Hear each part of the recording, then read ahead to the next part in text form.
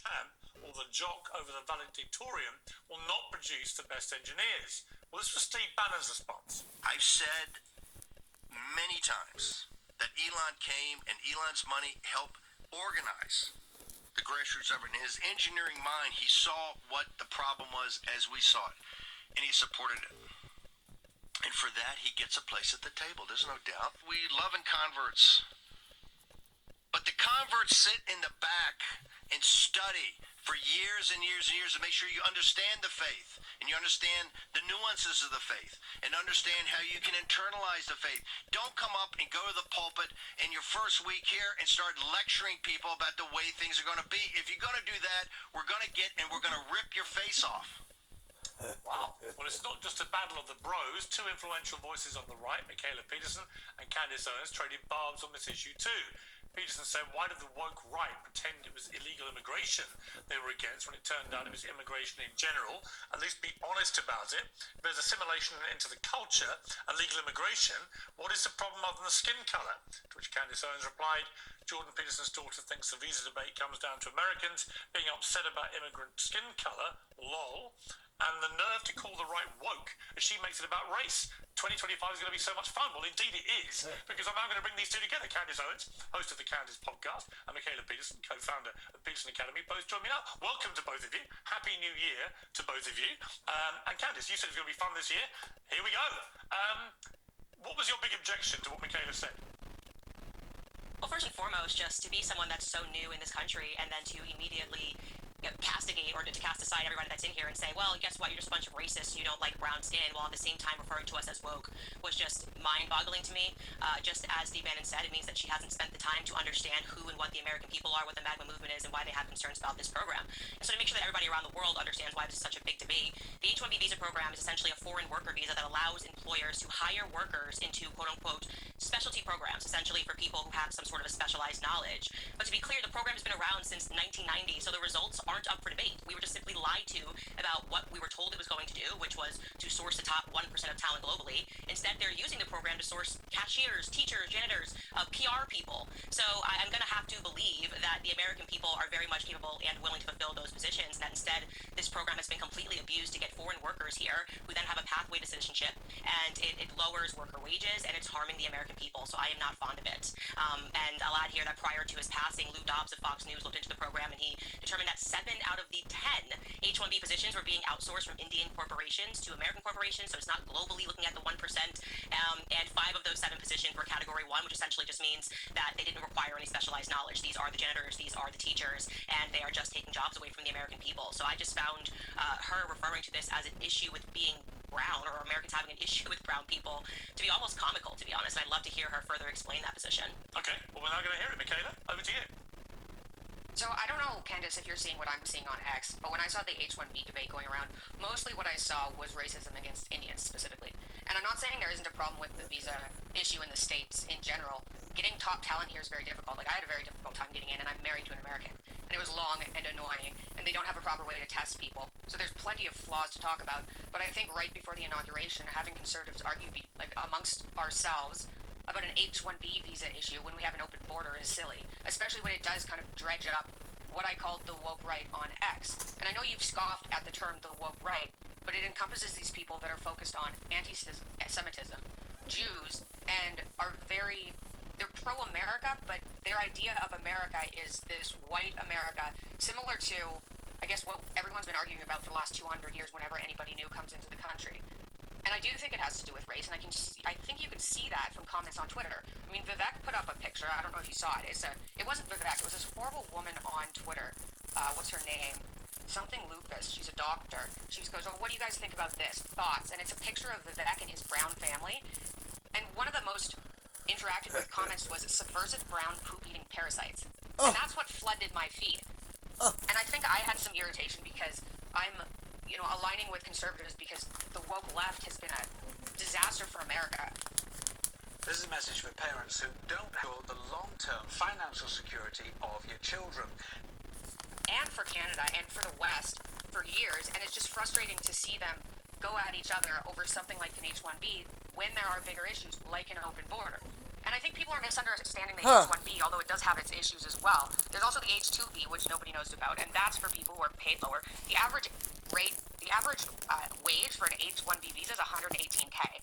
So there was all this talk on Twitter about how these people are underpaid and everything. 118K is pretty good. You know, companies, I don't think most companies, especially tech companies, are hiring H-1Bs to become more successful to make more money. You're not making more money by getting H-1B visas in. You're making more money by having a successful company by hiring top talent. So I don't think we're completely not aligned entirely, because I agree the visa process in America is ridiculous. And it doesn't test people, like I said, properly. But I think it's silly to fracture the Conservative Party by arguing about 85,000 H-1B visas when we have an open border. And I don't like the racism.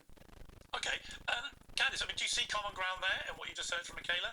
And what do you also feel about the fact that for Steve Bannon and the die-hard MAGA group, they look at this as a betrayal when they see Vivek and Elon and now Trump as well all piling in, enthusiastically supporting this? They say, well, hang on, that's not about making America great again. They're not buying into, we need to get all these brilliant people coming here. They think the system is being abused. I mean, it goes against the spirit of MAGA. So you're seeing a real interesting debate raging about the heart of what MAGA really means.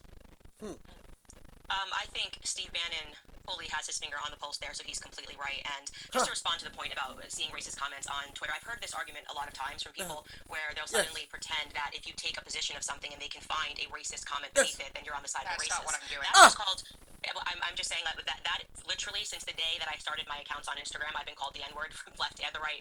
It's just welcome to the internet. You know, doesn't mean that these are the positions that are represented. In fact, this conversation that we're having is something that I would almost refer to Me too. That happened to me. as MAGA 101.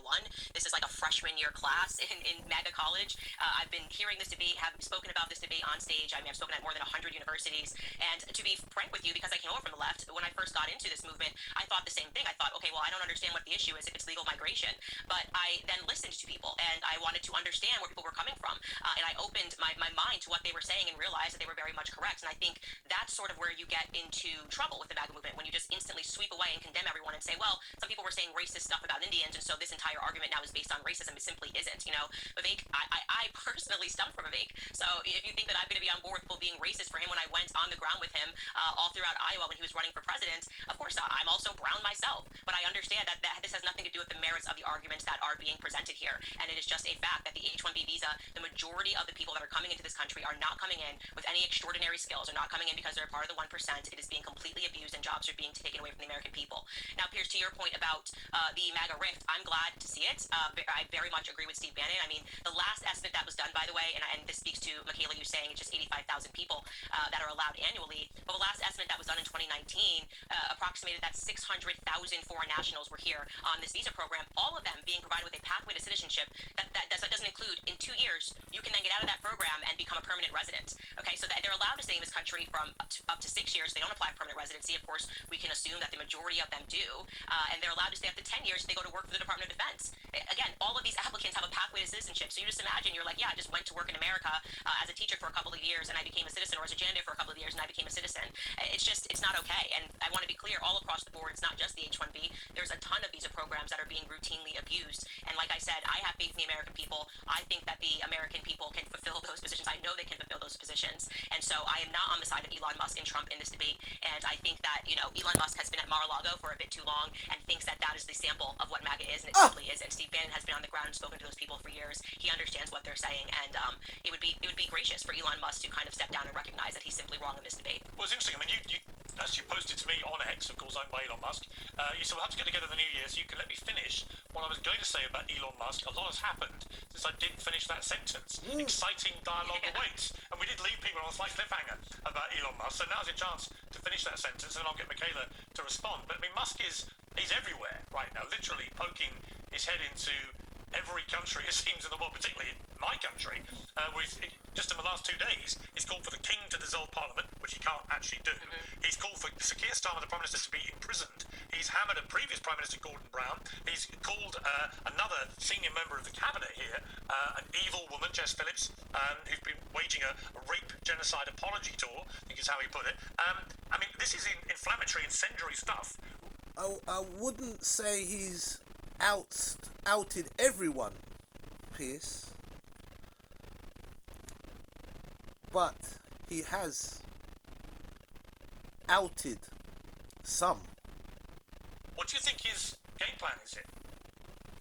Well, that was what I was going to say to you, and for people that haven't watched it, we were able to sit down and speak about a variety of issues, but we did disagree on Elon Musk. You said that he was a superhero, and I didn't say that he hadn't done superheroic things. You know, I thought that he was going to rescue... I said he was a supervillain, and it's Lex Luger. That's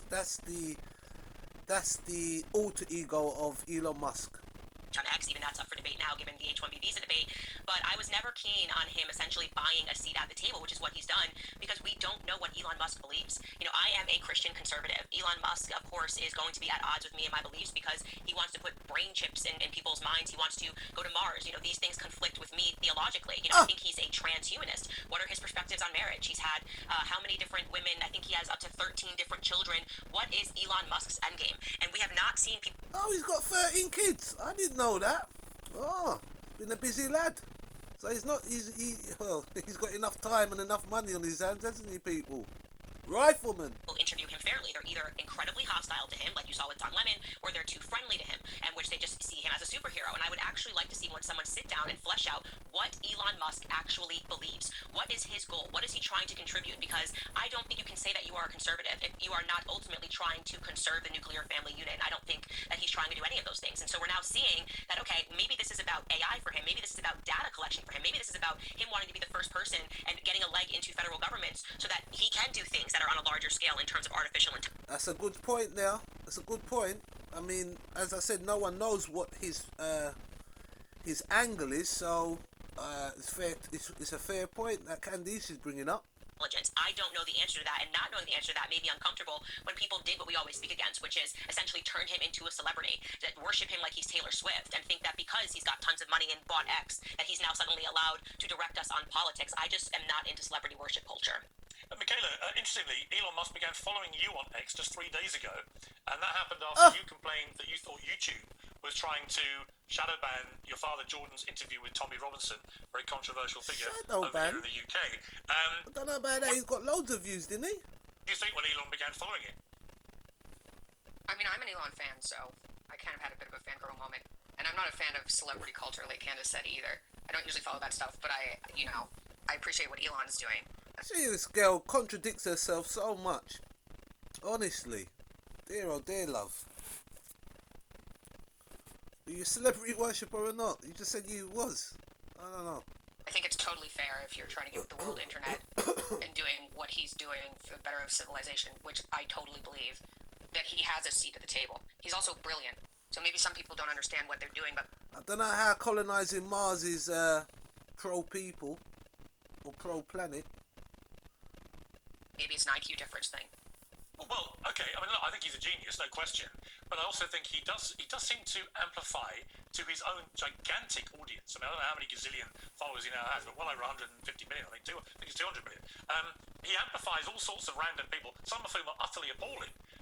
The worst kind of horrible, extreme right-wing headbangers, and he's giving them this massive platform to spew often complete nonsense. Now, underpinning it, I think he's well-intentioned in that if you take the rape scandal in the UK, for example, he's not wrong that it was a disgraceful scandal, there was an appalling cover-up, and there should be a big national inquiry. But when he calls for the King to dissolve Parliament, which he can't actually do, when he calls for the Prime Minister to be jailed, all these kind of things, when he really personally abuses, in the most awful way, Jess Phillips, who's a female MP, when we've had 2 members of Parliament in the UK murdered in the last 10 years, and he's basically putting a massive target on her head for random headbangers to, go after this, as he put it, genocidal rape apologists. I mean, you couldn't think of a worse thing to say about a woman who's actually campaigned a lot in this area for many years. So I think there is a danger with Elon doesn't quite perhaps comprehend his own power on his own platform. I mean, that's probably true. I think anybody at his level is going to be impossible to comprehend what kind of power you have. Having any type of social media following, it's shocking when people agree with you. So that's definitely true. I don't know enough about Jess Phillips, but after reading what happened to, apparently at least 250,000 girls in the UK. Well, we don't know how many. I mean, that figure I think is being plucked out of thin air, really. I mean, what we do know. But then some people have said, said more, right? And some people have said less. It's still an alarming. What we can agree on is that thousands of young girls, very young, mainly underage girls, were systematically raped and abused and drugged and fed alcohol and treated like underage prostitutes by predominantly British Pakistani men in the north of England in up to 50 towns and villages. That is a horrendous scandal, and there was an equally horrendous cover-up from the bottom right to the top of local council authorities and councillors to police who are supposed to be doing their job investigating it, to government at all levels. So all of that is true, and it's been a scandal. It's not true that mainstream media ignored it. In fact, it was exposed originally by the Times in the UK, one of the big-selling national daily newspapers. They ran a campaign for many years. They started it. They had a whistleblower who'd been one of the victims. It's not true that Tommy Robinson exposed this in the way he tries to pretend. And I'm also not sure that people in America fully understand who Tommy Robinson is, or what his record is. I mean, this is a guy who's been to prison 3 times now. He was convicted for attacking a police officer, convicted of, as we now know, contempt of court. He raped 2 of the cases involving the rapists. 2 of their cases he collapsed because he was outside court saying defamatory things. He's been convicted of mortgage fraud, convicted of using a fake passport to get to the United States to avoid them discovering his criminal record. He was a leader of a football hooligan gang in Britain, committing endless acts of violence. This guy is not, I think, the hero that you really want to choose your hill to die on, publicly supporting, and yet many Americans are doing that, which I find quite concerning. I would have thought it should at least make Americans stop when they see that. And I know you're not American, you're Canadian, but if you take someone like Nigel Farage, who runs... I mean, after all hearing that, it's like speaking to a brick wall. It's like they don't care about that. They don't care about that. So, I mean, would they listen to any other criminals? It's like... It's just so confusing. It's unbelievable. The Reform Party in the UK, the fact that he won't have anything to do with Tommy Robinson ought to ring alarm bells to the right in America, I think. Yeah, I mean, that's all fair. And as soon as I posted something that said free, it said something like free Tommy right now, right? And that gained a lot of support. And I had a number of people reach out and explain all that to me. But I don't think somebody like Tommy would have risen to where he's at now and gained the amount of support he had if there hadn't been so much corruption in the UK covering this all up. Well, I think that may be true. Maybe he I think that may be true. But... And I also think on that point, just to jump in, I also think not only is that undeniably true, but also he has been deliberately amplified as a kind of bogeyman by the other side because they know he's so flawed and so damaged and so in many ways lacking credibility because of his extensive criminal record and so on. They're quite happy for him to be the front man having a go at them because they think it gives them a bit of a pass. I think that can also be true. Yeah, agreed. As for Elon getting involved in it, I think that's probably a reaction because there's been so much jumping up and down about Islamophobia for the last 10-ish years that if people in the UK, especially in the government and police officers, were actually scared to talk about what was going on for fear of being deemed Islamophobic, that's a huge problem. If we can't discuss child rape because we're worried about... Alright, can we get the gun? Wait, Jit, why are we even going for the gun? Yeah, let's get the troops, and then get the gun afterwards. There we go. Now we're cooking with some heat. Can we get this helicopter? We cannot get the helicopter. Okay.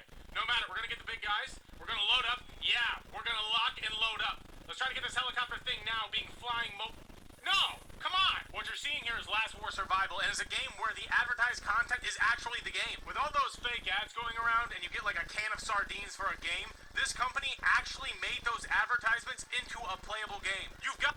about being called racist. Like, I understand where Candace is coming from, saying don't throw the racist term around. I do get that, and it's a slippery slope. I completely understand that.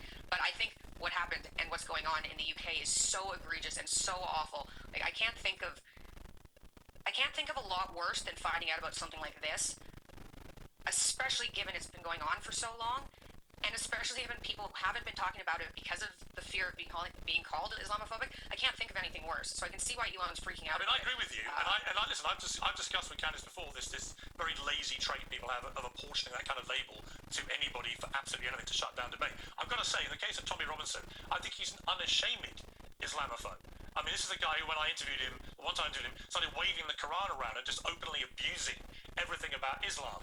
And to me, that is the definition of an Islamophobic person. So it doesn't mean there aren't people who aren't racist or Islamophobes or sexist or transphobes or any of those things. It doesn't mean there aren't any, but it just means you have to be careful about how you throw that kind of accusation around and that your primary motivation is not to shut down debate. I think Tommy Robinson was right to continue to highlight the scandal of the rape gangs, but he didn't expose it.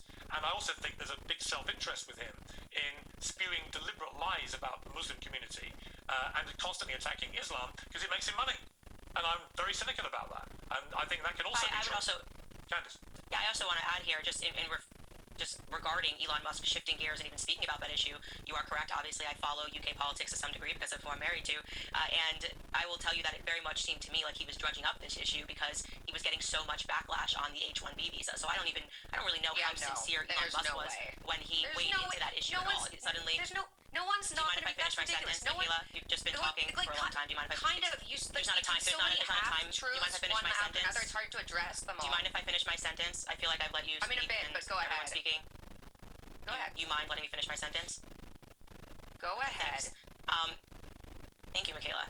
So what I was just going to say is it seemed very much to us that he was just trying to shift gears because basically he was trending for almost 2 weeks over the H-1B visa, and he was doubling down, tripling down, quadrupling down, and then suddenly he's just advising on UK politics. And like you said, this issue has been going on forever. It was extensively covered by the mainstream media. It was not brought up by Tommy Robinson. We can have discussion about what's going on in the UK. That's great. I'm glad that he has spotlighted the issue. But you are correct that most Americans are not up to date on what's happening there. So it did seem like a random shift. And Mikhaila, I do have to say, you say that you're not into celebrity culture, but the way that you respond regarding Elon Musk is very much like a Swiftie. I mean, you haven't even heard what I have to say. You're defending everything he says and does to the point that all you do is issue ad hominem attacks. I mean, your first response back when we were speaking about Elon Musk is, well, it must be an IQ thing if people don't understand him. You keep just calling people stupid. People are racist. No, people are having a different opinion than Elon Musk, and you don't have to have a higher IQ than Elon Musk to have a different opinion from him. Quite frankly, I don't think he is the most socially sharp person in the entire world. He's done incredible things. We can definitely say that he is a genius. It does not make him right on issues of immigration spanning from here to the UK. It's ridiculous. I mean, he's not a king. Mikhaila? I think saying that Elon is upset about child rape because a bunch of people he doesn't really care about were flapping about the H-1B visa is ridiculous. And I think it's funny that Mikhaila? I think saying that Elon is upset about child rape because a bunch of people he doesn't really care about were flapping about the H-1B visa is ridiculous. And I think it's funny that you mentioned ad hominem attacks after you released a 26-minute video detailing my dad's benzo withdrawal and allergic reactions out on YouTube. It's just funny, like, you're going after me for ad hominem. Well, actually, now you mentioned that, I was going to bring that up. Hang on. I was going to bring that up. So for those who don't know what you're talking about, let's play a little clip from that. I didn't sleep that month. I didn't sleep for 25 days. I didn't sleep at all. I didn't sleep at all for 25 days. How is that possible? Hi there! Would you like to receive a gift? I'm a missionary for the Church of Jesus Christ of Latter-day Saints, and this is the Book of Mormon. It specifically talks about Jesus Christ. I've seen the Book of Mormon be able to change my life so much. We would love to give you one as well. As you can see, we have lots of copies. So click the link below and missionaries will drop it off at your house and share a quick little message about Jesus Christ. Thank you! I'll tell you how it's possible. You lay in bed. I think saying that Elon is upset about child rape because a bunch of people he doesn't really care about were flapping about the H-1B visa is ridiculous. And I think it's funny that you mentioned ad hominem attacks after you released a 26-minute video detailing my dad's benzo withdrawal and allergic reactions out on YouTube. It's just funny, like, you're going after me for ad hominem. Well, actually, now you mentioned that, I was going to bring that up. Hang on. I was going to bring that up. So for those who don't know what you're talking about, let's play a little clip from that. I didn't sleep that month. I didn't sleep for 25 days. I didn't sleep at all. I didn't sleep at all for 25 days. How is that What?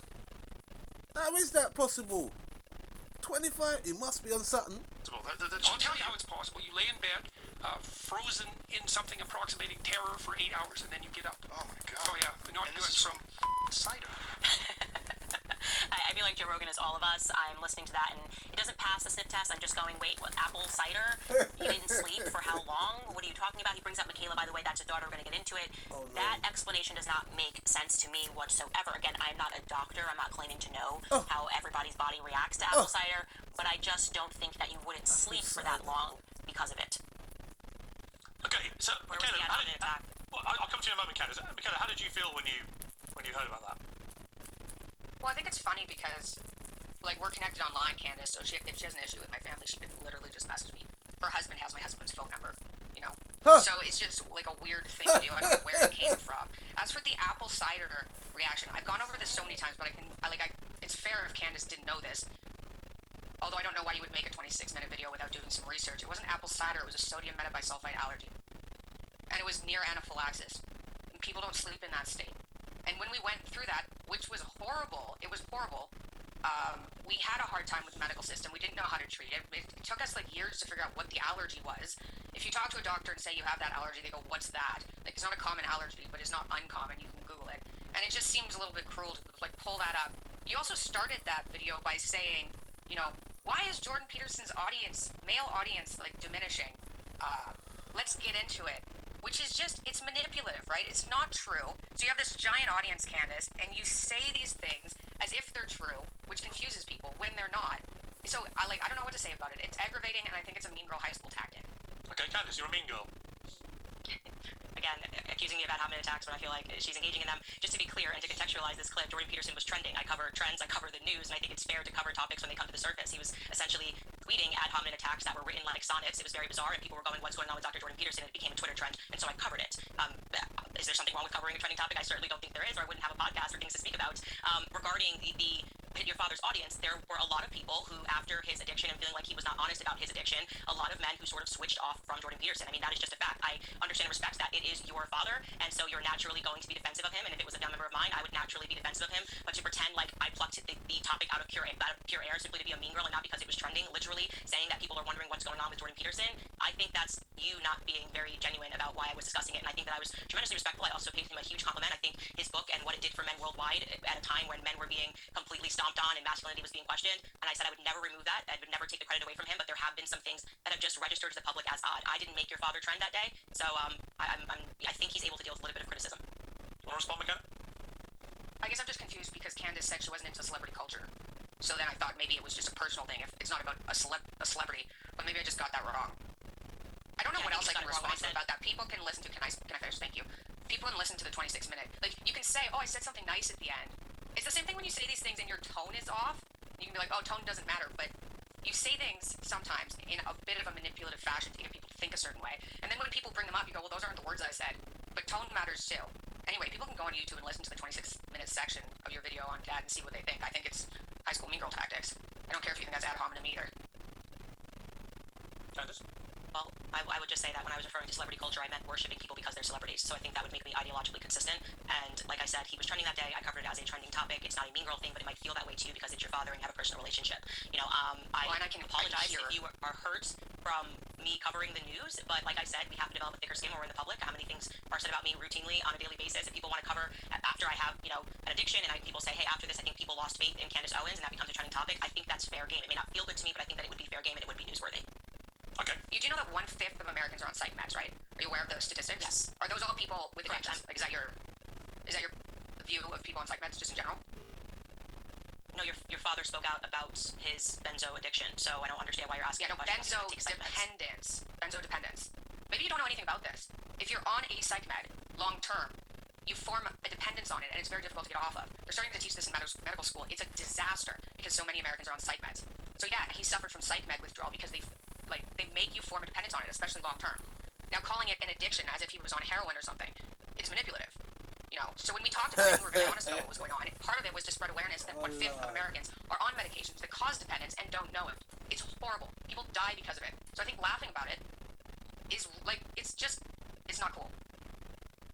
I certainly don't think I laughed at it. I think benzo dependence is pretty much a euphemism for an addiction, and if you know anything about my work, That's and me the being problem, super though. crunchy and speaking about why I think medicines are bad because they do create dependencies, which then yield people going onto the streets for something stronger. I mean, the benzo addiction becomes a heroin addiction because the doctor won't write you the prescription anymore, so you turn to the streets for something stronger because you're...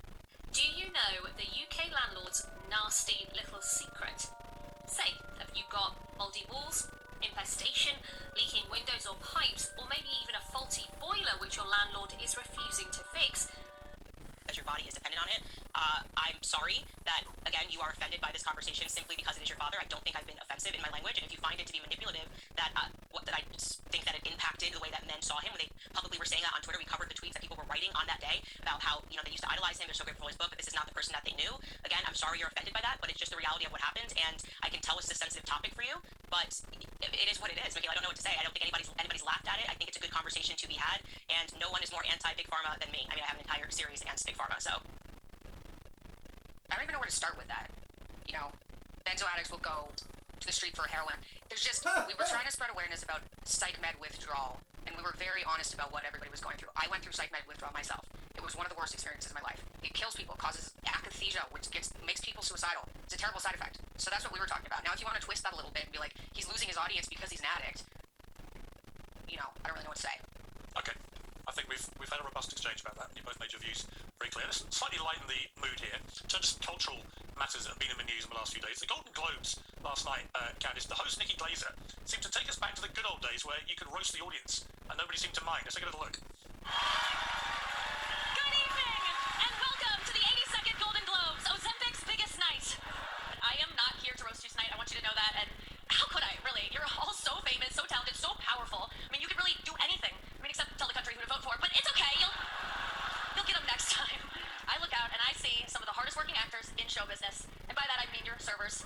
Yes, give it up. They'll be bringing you your cocktails to drink, and your food that you'll look at. I made some digs about P. Diddy and freak-out parties and basically gave him a good old roast. Is this a sign, perhaps, that post-Trump's victory, Hollywood needs its got to move with the times and get rid of the woke crap? I certainly hope so. I mean, I'm looking forward to the next election cycle because we couldn't have sent a stronger message to them this year. They brought out everyone they could possibly bring out, from Beyonce to Taylor Swift to tell us who to vote for, and Americans firmly rejected it. I mean, I've never seen so much star power in any election of people coming out. I mean, they even tried out Eminem, and Americans just forcefully said no. And I think they're quite embarrassed by that, and they're realizing that they have no idea what's going on. They do not have their finger on the pulse of America, and that we are laughing at them. That Hollywood is no longer this sparkly, glittery, unattainable thing. For the most part, Americans think they're out of touch elitists who don't even touch their own door handles. So I'm happy to see that her jokes definitely. I mean, I just chuckled a couple of times. It definitely seems like it's not about just being angry at the country isn't listening to you. So good for her. Yeah, I mean,